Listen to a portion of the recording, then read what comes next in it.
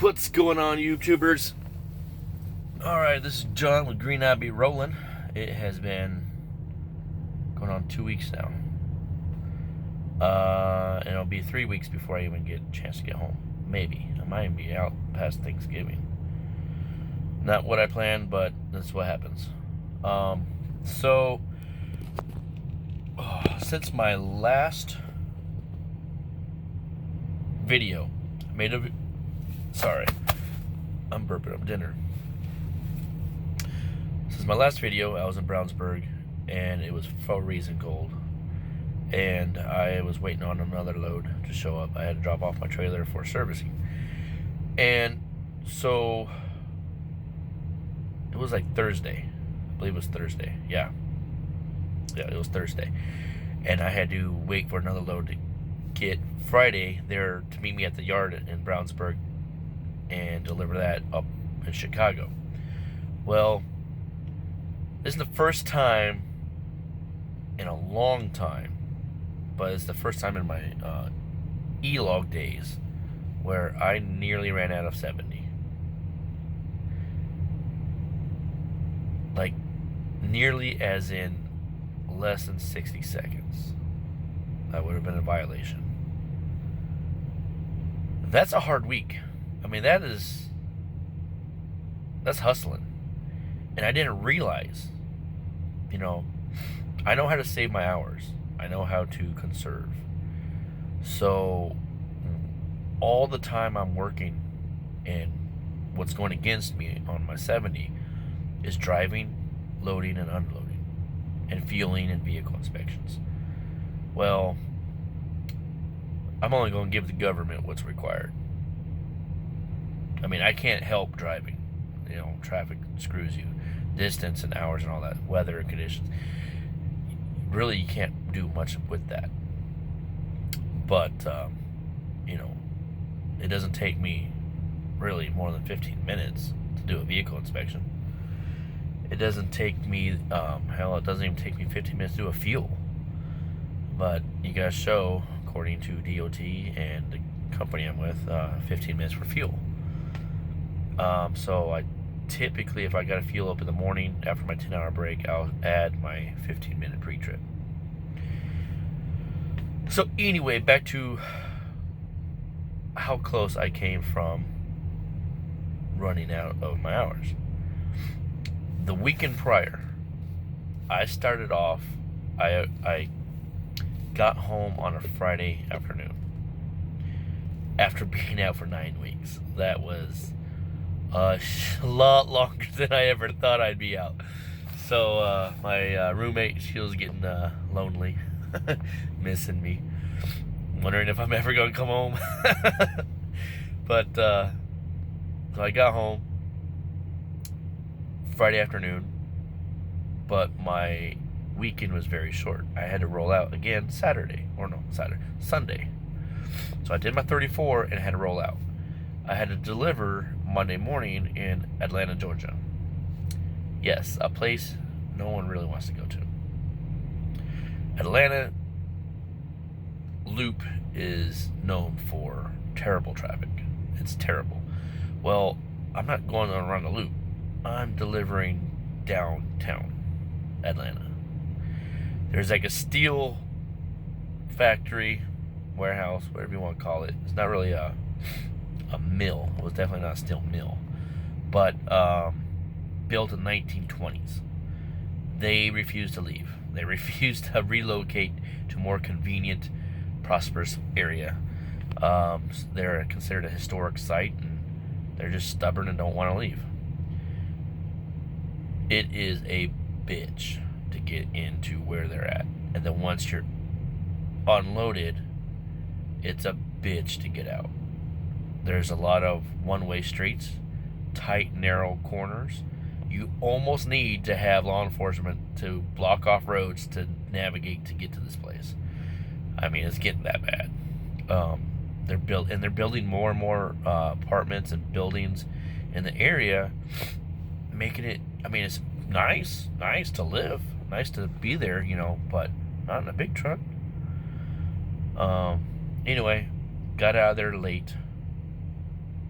Well, around noon. So that's kind of late because I had to deliver in the morning and then took forever to get unloaded and then out of there. Picked up my next load of lumber in South Georgia that went up to Virginia. So I delivered Tuesday morning, or actually Tuesday afternoon, in Virginia. Made it there just in the nick of time to be the last person to get unloaded at a lumber yard. And then the next morning, I picked up early in the morning in Virginia that had to just bounce over into West Virginia. Well, the amount of miles wasn't really much. It was like less than 300 miles. But my lord, West Virginia got some roads. West Virginia got some crazy roads. Where I had to deliver, it was off of State Route 10. It's not even on the map. Like, the town name wasn't even on the map on my atlas. I had to use Google Earth and figure this place out. It's a small ass lumber hardware store, like supply for a variety of everything. And I was delivering plywood. First off, it took like 10 hours of driving for that whole day. The roads I went down were 2-lane switchback roads, 15-mile-an-hour curves, 10-mile-an-hour curves. At some point, for about 30 miles, there was at least 4 areas that one lane had sloughed off, just off the cliff, gone. So now it's down to 1 lane and Jersey barriers hoping to keep you from falling off the cliff. Yeah, they had brought in portable street lights, or signal lights. Take your turn, directing traffic that way. That killed my clock and my nerves, man. If there was a bar in town that I could have got to, that was a day I wanted a drink. Man, that was crazy. And the weather was perfect. But the roads, I was on the max Jake brake and brakes, keeping it from doing more than 35, going down hills, and then giving it everything I could to do maybe 25 going on the uphill. It was like that. It was up, down, up, down. West Virginia is no joke, y'all. When you get off the interstates and the toll roads, it's no joke. You ain't getting nowhere fast. I mean, not in a big truck. Get a 1969 Charger, General Lee, that motherfucker. Yeah, you're good. But no, not in a big truck.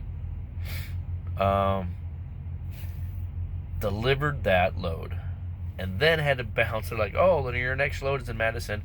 I don't know the lumber yard. It's only 19 miles away. I had less than an hour. No. 58 miles, not 19. 58 miles. So I don't know, and they can't tell you why, but what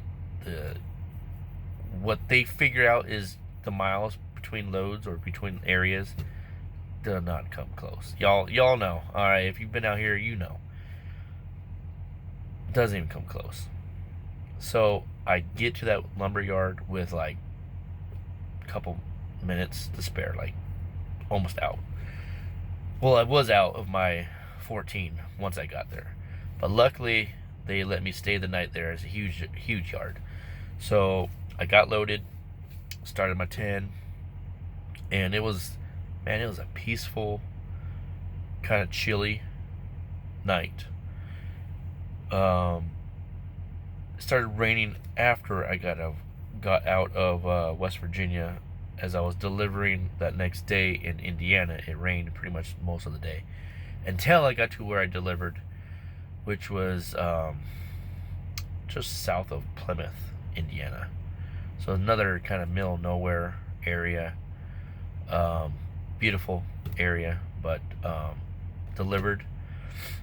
And then I had to bounce down to Brownsburg to drop off that trailer. That's where I made my last video of being at the yard, waiting for my next load, and went and had Mexican food, right? Well, here I am in Green River, Utah. That is what is considered the pilot truck stop, but it used to be something else. An old mama pop truck stop. I mean, this is an old truck stop. Very still nice. I mean, it's nothing fancy on the inside. It's wore out. You know, pretty much needs to be completely rebuilt. But it's still, you know, hey, I like it. I like it. Old, historical. Went next door to the restaurant, West Winds Restaurant. That's where I'm stuffed. I went in, with it being cold and chilly out, I want something warm and hearty inside me, you know, make me feel good. So I went in, and the special was pot roast. I was like, all right, I love me having some good old pot roast. So I sat at the bar, ordered pot roast. The older lady, server, very sweet, comes back from the kitchen. Goes, I'm sorry, sir, we are now all out of pot roast. Oh, well, bummer. So I was looking at the menu, and they said homemade chili. I'll take a bowl of chili and some crackers. Hot coffee, water, bowl of chili. Y'all, if you ever come out here, I've been here before many years ago. I never would have thought I would be out here again. Never. I love I-70 from the Colorado Rockies all the way into Utah, you know, where 70 begins. Gorgeous scenery, gorgeous. Well, that homemade chili was homemade, and it ain't chili if it ain't got no bite back. You know, it got a bite back. It's got to have heat, some spice, some flavor. Man, I had two big old freaking bowls of chili.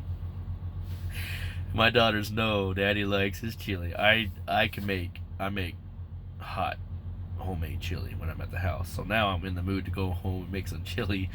But my roommate, she don't like hot chili. She don't like hot, spicy anything. So it'd be just all me. Anyway, so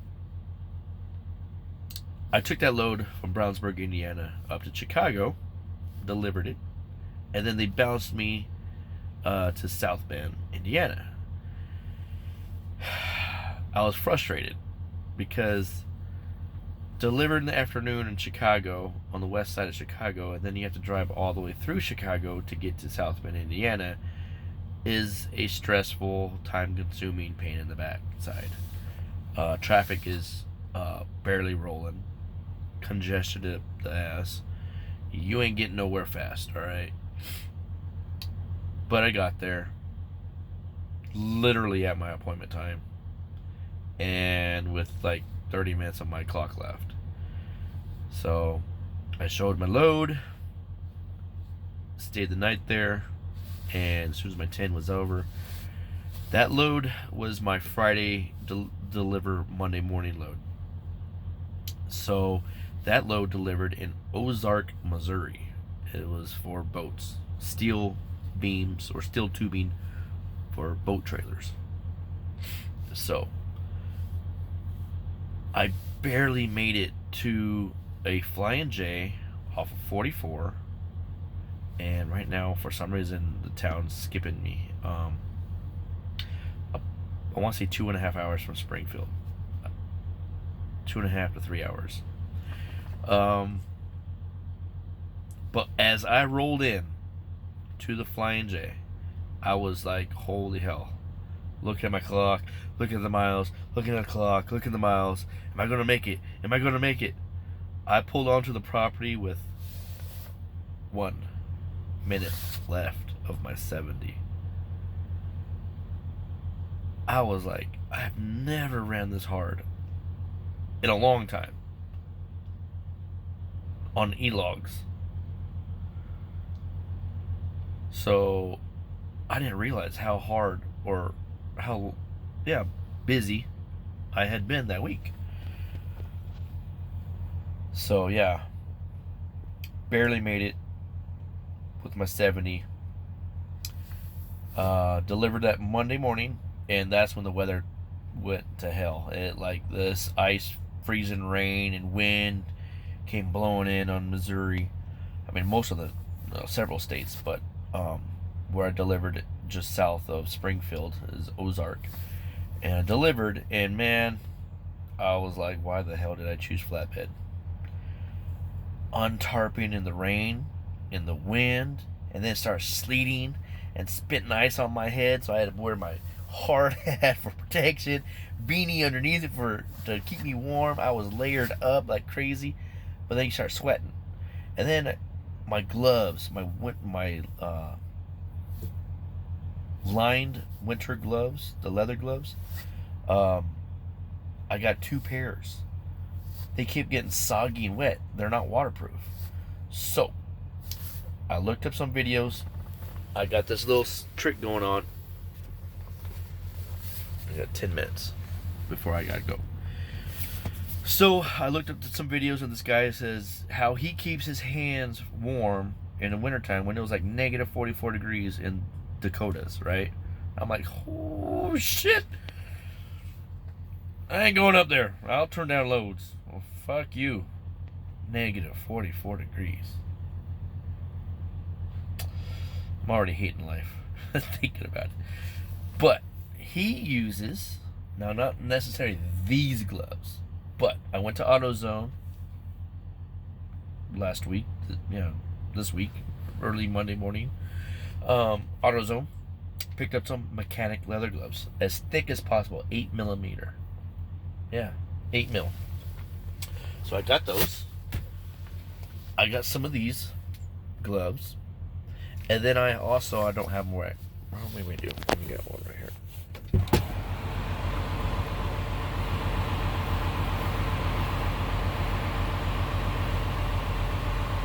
All right, you know what I mean. Get these gloves, right?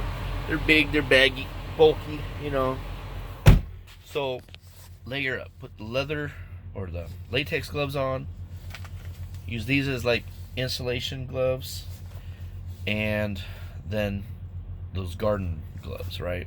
That are like, I don't know how much they are, like $6.99 for a 3-pack or whatever. They're cheap. I use those for when I'm fueling. I use leather gloves, non-insulated gloves, for regular loading, unloading, dealing with the straps and tarps and chaining. Insulated gloves for when it's cold. Obvious, right? But I kind of can't wait to try these. Try this technique out. He says your gloves are still going to get wet, but because you got the latex gloves, your hand stays dry, even though I'll probably sweat. I don't know what's going on with me. Gotta get to the doctor, still find out what's going on, why my inner thermostat is like out of whack. But your hands will stay warmer because your body heat will stay contained within those latex gloves. The reason why I don't go with the full rubber, like chemical resistant gloves that you can see at the truck stops is when I'm winding up my straps, I use my left hand to kind of guide the strap as it's getting wound up and keep it nice and tight and packed. And when I do that, my left hand gets all that water, all that saturation, and friction burn. I use up left hand gloves faster. Well, actually, my right hand does too. But because of holding on to the straps, keeping it nice and tight, and I wind up fast, so it burns up the leather. my right hand, because of the hand crank, which I kind of wish they would design a loose spinning handle on it instead of just, well, it just has a handle. So as you're cranking, if you have one of those rubbery grip everything type glove, it grips and you can't hang on to the handle as you're twisting because it wants to twist the glove. So nearly impossible. So that's why I use leather gloves. But as I say, it's your hands will get saturated wet, and then in those freezing temperatures, they're going to freeze. All right. So that's where I'm going with the latex gloves, the wet leather gloves, and figure out and see how that works out. In between the gloves, once one starts getting saturated wet, I throw them up on the dash, turn on the defroster, crank up that heater, grab my next pair, go to town. About 20 minutes later, those are saturated wet. I grab the ones off the dash. They're like biscuits out of the oven, baby. So they're dried up. They're kind of hard, but they feel good when you stick your hands in a nice warm glove. And you go back to town again. So that's how that day went. Picked up a load out of Springfield at a railroad yard after I delivered the steel tubing. That delivered Wednesday morning in Colorado, Trinidad, Colorado. So that Monday morning was pretty much shot. I barely got out of Missouri. I got to like milepost 1 on the 44. Pulled in by that, there's a gas station by a casino. That's where I went and enjoyed Monday Night Football and watched the Niners play. And then I drove all Tuesday. Ended up parking in the middle of nowhere, like nowhere. There's a shoulder. I parked on the shoulder of a Highway 160, I think. Yeah. Down, did my whole 11 hours of driving, right? Parked on the shoulder, did my 10-hour break, got going again, and delivered at the railroad company, and then bounced from Trinidad up to Henderson, Nevada, or Henderson, Colorado. Picked up a Lowe's load that went and delivered the next morning in Albuquerque. So I'm now bouncing back and forth on I-25, Denver to Albuquerque. I went from Albuquerque after I delivered in Lowe's, picked up in just north of Albuquerque a load of drywall, and went right back to Denver and delivered that next morning. So this week has been kind of non-stop crazy too. I'm looking at my clock, seeing how much time I have left.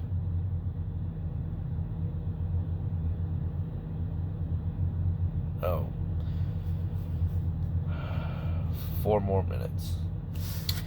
So, delivered in Lowe's, or delivered my plywood, or drywall, up in Denver again.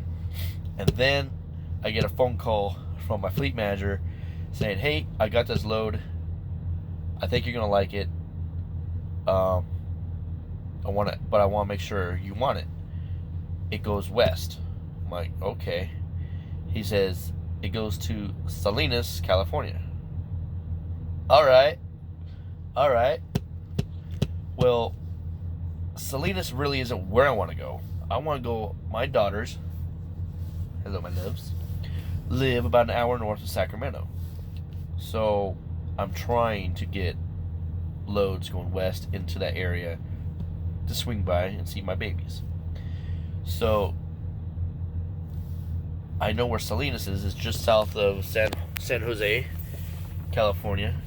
Picked up produce there like so many times when I drove for a reefer company. So it's kind of like going back to the old roots, somewhere where I'm a little more familiar with. But I wish I had a faster truck, because even though 55 mile an hour state, man, I rarely did that in California. Um,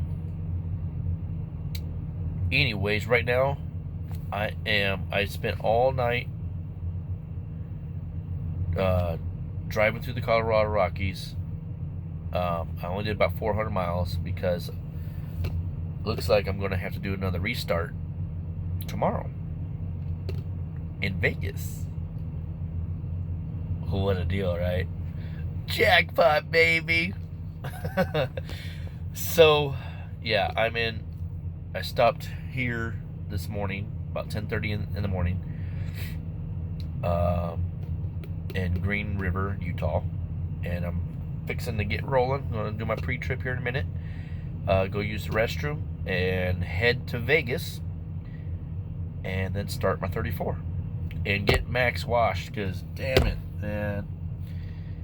That snowstorm. Sleet. I mean, it had snow, but it wasn't like snowstorm. It was more like sleet and freezing rain. Crap storm. Made Max dirty. So, you can't go to Sin City where everything's lights and glamour with a dirty ass truck. Then going into California, where if y'all been to California and your truckers up there, you know, those truck washes, man. You know, you gotta get that tire juice on there, get the chrome polished, aluminum shining. You can't look all nasty. But yeah, that's where I'm going. Hopefully, I'll deliver Tuesday morning in Salinas. And fingers crossed, hoping I'll get something that kind of goes north of Sacramento. Anyways, this is John with Green Eye Be Rolling. I wish I had better camera situations and video going. Like I said earlier, I totally forgot to bring my power cord for my laptop, so I can't really do much. Got the GoPros. Still, I kind of need to order some more camera GoPros. I only got the one, but one will do for now.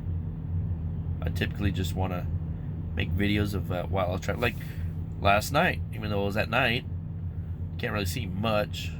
But driving through the Colorado Rockies, man, it's gorgeous. Gorgeous. If I was a multi-millionaire, I'd be living in Vail, or at least have a house there, one of my vacation homes. That's gorgeous up there. And then through Grand Junction, beautiful. I mean, there's not much out here in Utah, but I love the mountains, the plateaus, the scenic views. It's just gorgeous. Anyway, going on a 30-minute video. Always look for the positive. Be positive. Be kind to others. I know trucking can be very stressful. You can be tired. You let things that the shipper, the consignee get to you, traffic get to you, your load, the weather, and then you add it all up, and home time, family affairs. For me, it's just me right now. So my roommate, she misses me. She was kind of upset that I wasn't home last week, but she made a homemade tortillas and tacos, and yeah, she went all out, and I wasn't even there.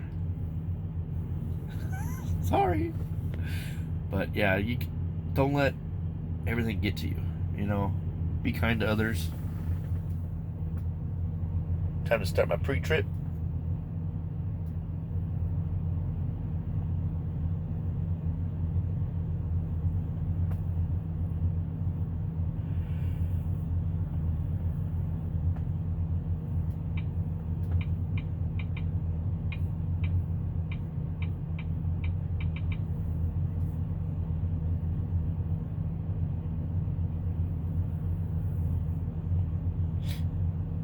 And that's how you get that done. Alright, so, yep.